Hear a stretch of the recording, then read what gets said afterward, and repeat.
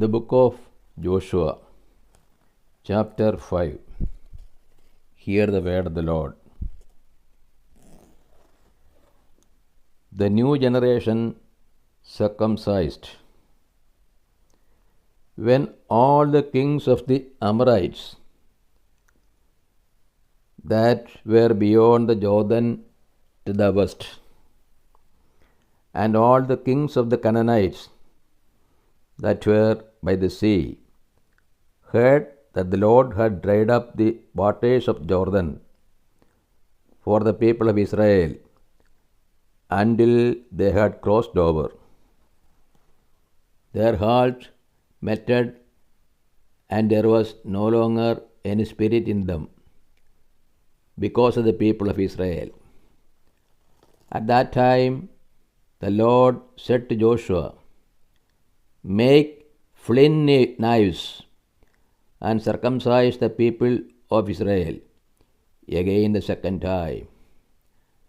So Joshua made flint knives and circumcised the people of Israel at Gibeath Haraloth.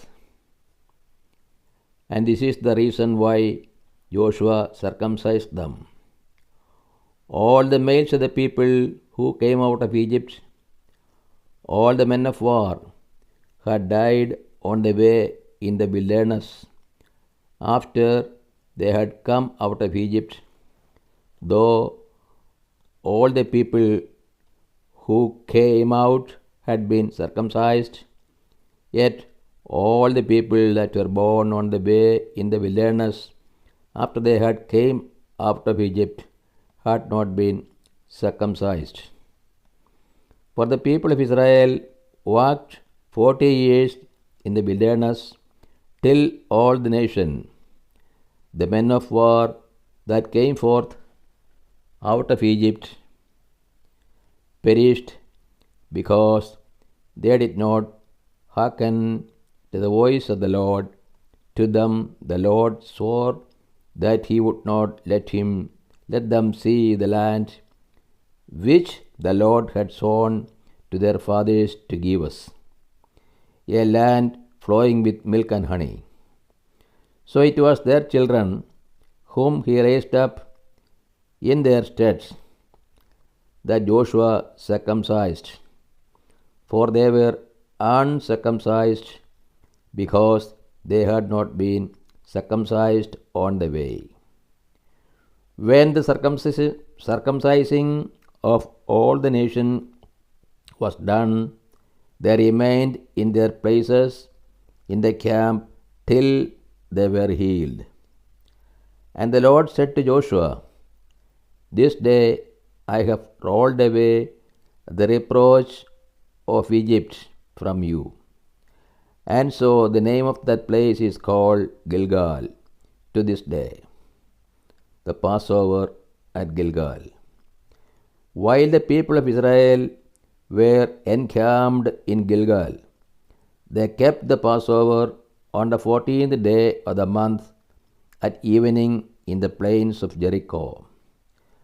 And on the morning after the Passover, on that very day, they ate of the produce of the land, unleavened cakes and parched grain. And the manna ceased on the morrow, when they ate of the produce of the land. And the people of Israel had manna no more, but ate of the fruit of the land of Canaan that year. Joshua's vision. When Joshua was by Jericho, he lifted up his eyes and looked, and behold, a man stood before him with his drawn sword in his hand. And Joshua went to him and said to him, "Are you for us or for our adversaries?" And he said, "No, but as commander of the army of the Lord I have now come." And Joshua fell on his face to the earth and worshipped and said to him, "What does my Lord bid his servant?"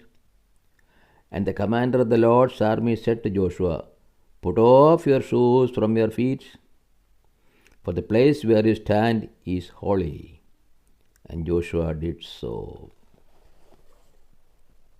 This is the word of the God to us. O Lord, open our hearts that we put into practice that which you have revealed to us.